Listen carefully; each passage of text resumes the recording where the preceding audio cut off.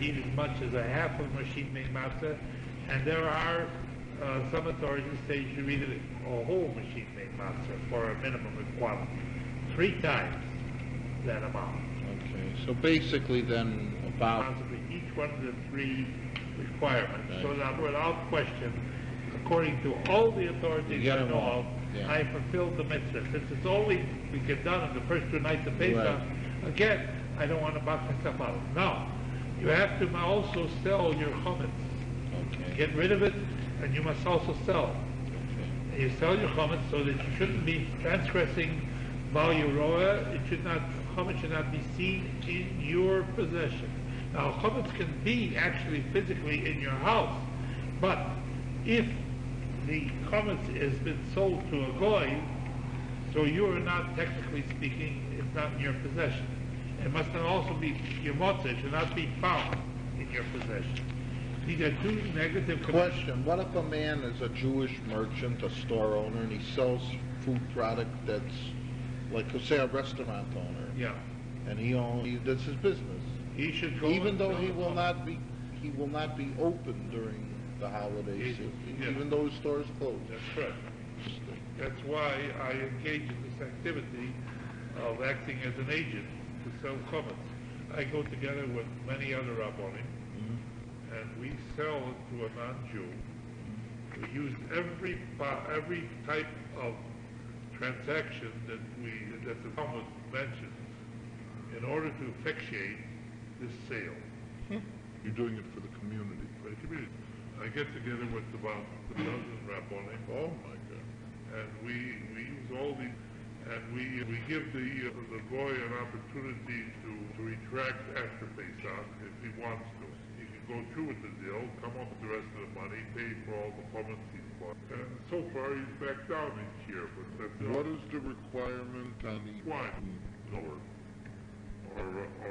4 point? That's chapter Shloka Seder, not in the order.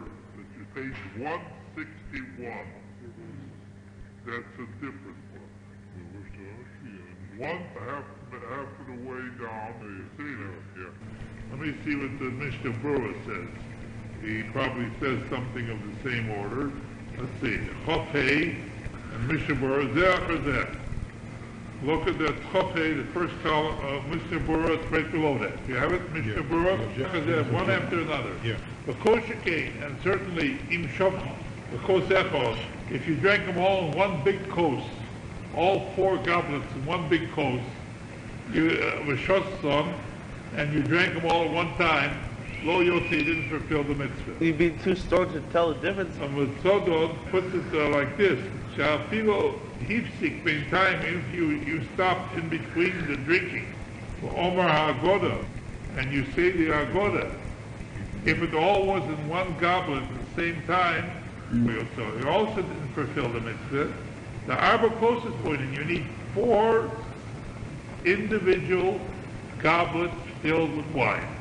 Of course, you use the same goblet, but you got to drink the first one, then you drink the second one, but you can't drink one that's got, see, for instance, a different shuring. The shur, we discussed this before, either 3 fluid ounces or 3.3 fluid ounces, or like I drink 6 fluid ounces. So if I like, for instance, say for instance, I drink 6 fluid ounces, that means I'll drink with God's help 24 fluid ounces of wine. Now if I take a big goblet, 6 ounces of fluid of wine, even if I drink it 1 sip, 6 ounces, and then wait a little bit and say, I'll go and drink another, and I don't keep on filling it up, I still haven't fulfilled the mitzvah. What if someone just has an ounce glass? Could he keep on refilling it? No, that you're not gates at all. You got to have the minimum requirements. In other words, if the shear you're following is a shear of A glass of wine and it's capped when it shows an ounce. it's not sufficient. You can't. So couldn't he just drink from a jug? You know? No, not unless you put in a different jug the thing, and you only have enough so that for each But one. would it be better to do it that way than that? The best way is to drink it like I tell The you. way you have. For someone to do it. Then you don't do You it. don't do it because she Wait, gonna Is do that possible? It's Exactly. impossible. I mean, is there some way you could do it partially? half a mitzvah. No, that's the short. But, all right, you understand what this is. No. You can. You usually are not in the middle of the desert. I understand that, but then we're talking about now. That's when it's all started. Rabbi Shalom, you understand. Usually, you sit and you do it. Now, all right, so then Chav Bob in Baruch, the Tzorach L'Chozar, and you have to turn around again. L'shtos od sholish kosos.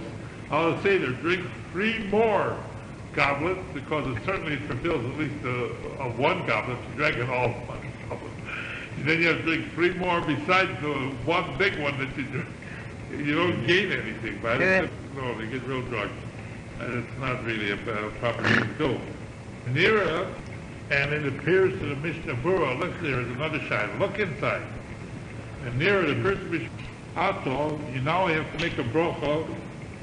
Now, on kol kos b'kos, on each individual kos. If you have tried to drink it all up in one time, so to make sure that you now divide the other kosim, our kosos, because you might be violating what's supposed to do. You're not supposed to add to the arba kosos. Because you haven't fulfilled the first one. See, if a person tried, he thought he's going to be smart. So he's going to drink it all up at one time, and then he doesn't post it from those. No, enough.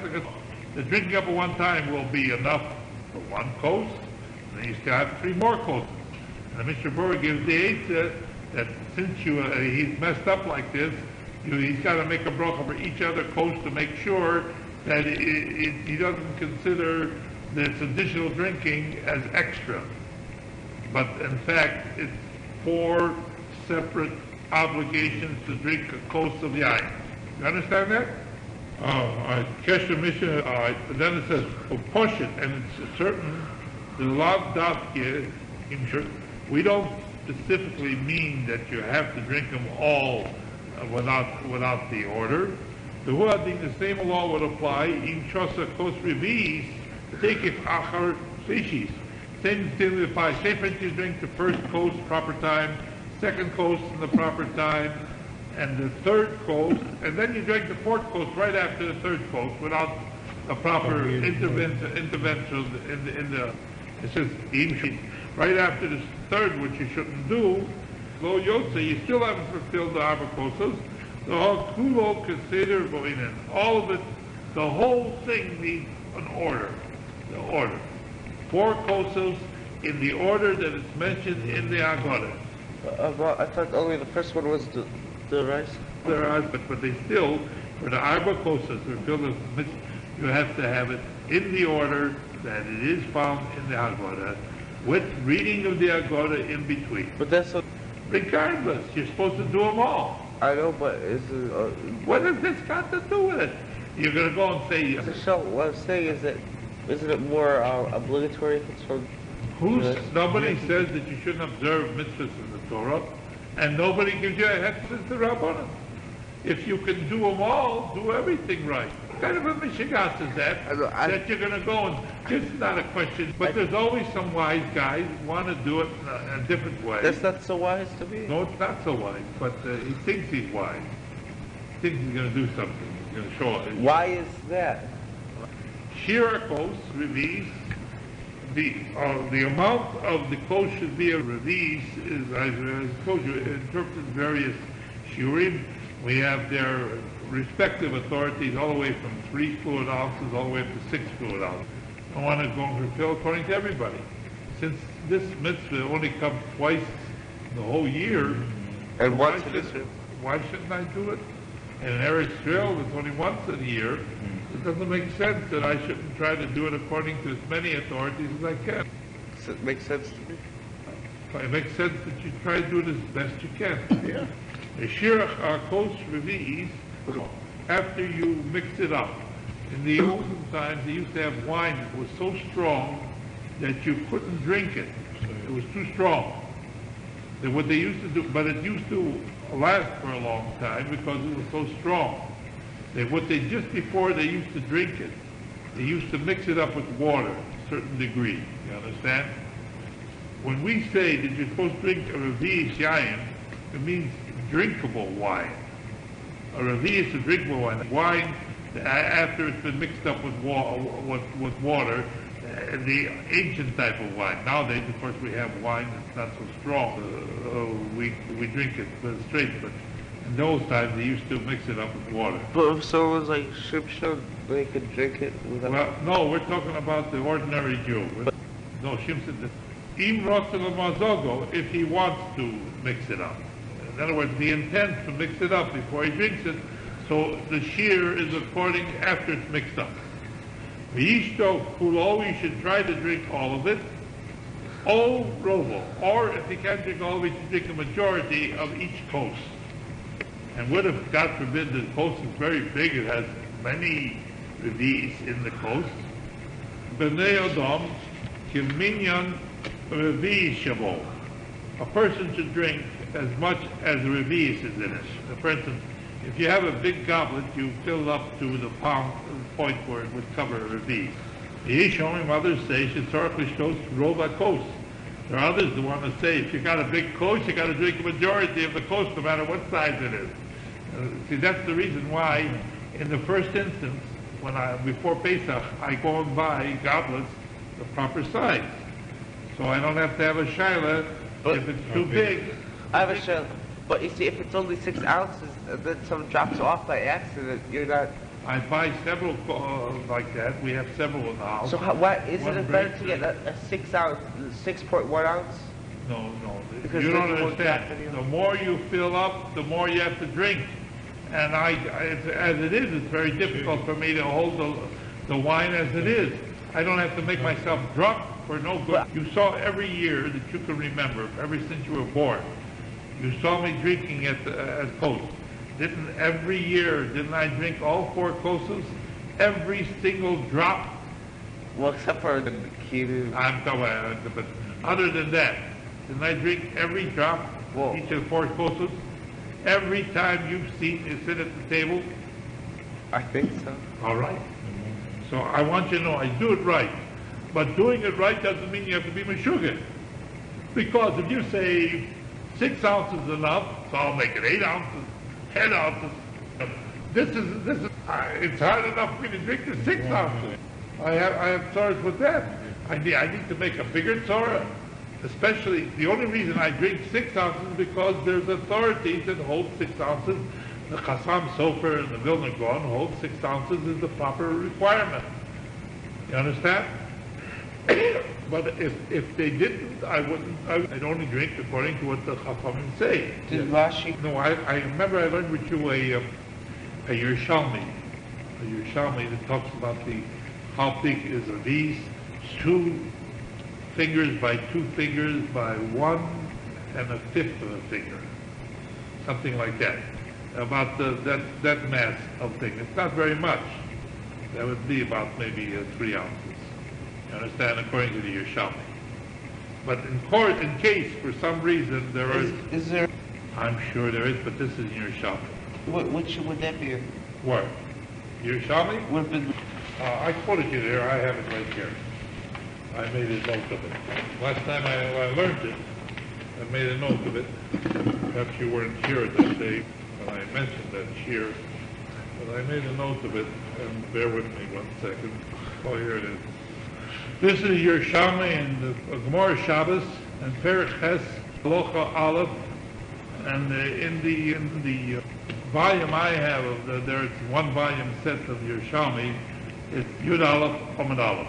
It says Kamo Hu Shiuro Shel Kos. What is the order of the kos? What's the amount of the kos?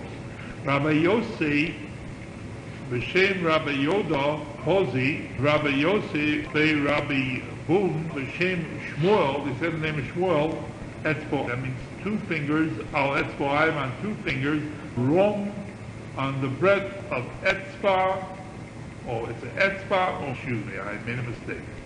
It was a 1 finger and a 1/2 a finger and a 1/3 of a finger, not a 1/5 of a finger. one Yeah, figure. because how many parts of a finger? No, I'm at the volume, the volume there. I know, but there's only like 3 knuckles on a finger. I know, please. It's hard to measure. Yeah, I understand. We're talking about the area that is, Oh, it displaces. Yes. I thought you measure, because that would be like 8. all right, Okay. let's see. We have that, so if you drink it, and then Yesh Omrim, the others say, Kishtos Rova Kosh, you drink the majority of whatever kosh you're drinking from. Even if it can hold many reviews, but Tzor Kishtos Ashir, no interruptions in between. So now we have this. Since there is an authority that holds that you've got to drink a majority of the kosh you're using, so therefore you got to be very careful to get a kosh that has the minimum shiur. Otherwise you're messing yourself up. Don't you understand that? Even when you have these plastic cups there, they have plastic cups that are 7 ounces. So if I just didn't buy a proper cup, 6 ounces, that means I would use the 7-ounce kosh, and I'd have to drink 4 more ounces of wine that I don't really have to drink to fulfill the mitzvah according to everybody. It doesn't make Sounds sense. good for me. No, that's a mishigas. One thing you should never do, don't go to an excess. The Rambam says that their golden path is the path of moderation, in between. You don't go to an extreme. Anybody that goes to extreme, he may think he's a religious Jew, but that does not qualify him as a religious Jew. Or the Chazal, because there's Meshuggah. If he's Meshuggah, he's Meshuggah. And like they have them in Hogim Shastus, they have certain crazy customs, and they say, oh, this is being religious. This is being religious. That's not being religious, that's being honakot. You're doing it without seichel. Now, there's no way in the world that you can persuade any that doing seichel represents the Das Torah. No way. Because the Torah is tremendously seichel. And it doesn't tell you to be a Meshuggah.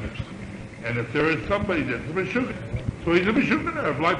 And most people think and ascribe to what they call, excuse the expression, ultra religious. There's no such thing. Either you're following the halacha, a Jew, and there's extraordinary following the, what do you mean extraordinary? Either you follow, you don't follow it. I mean, if you say they drink the cup, and there's no reason for it. And you don't have to be your own worst enemy. If you see that there is a sheet that it holds, you have to drink the majority of the kosh that you're drinking, so make it your business to get a kosh that has the minimum shear according to fill the halacha. That's what I do. Very simple. You understand? It just requires a little preparation ahead of time. That's all. I appreciate that you have to spend a few dollars to buy the proper equipment to do it right, but that's what it is. All right, now let's see now. All right, let's see now in the Ber Heitev. Yud Aleph, turn to page 161 back again. Ber Heitev, that's the second, you have it there, Yud Aleph. There's a one authority says that you have to drink the majority of the coast. Ber Shabach, and the Bach says, Kulo lachatchila. You have to drink, in the first instance, you got to drink it all at first, or roll the Yevet. Or if you didn't drink it at all of it, you got to drink the majority of it. And it goes on to say, very in a place, in countries where the wine is very expensive, every person should be careful, likach, to buy kos merivis, to buy a proper size goblet that contains the revis, drink more, all of it, or rovo b'diavad, or in the latter instance, at least the majority of it. Okay? All right. Now let's go in the Ber Heitev and see what the Ber Heitev has to say about this halacha. The Ber Heitev starts back on page 161.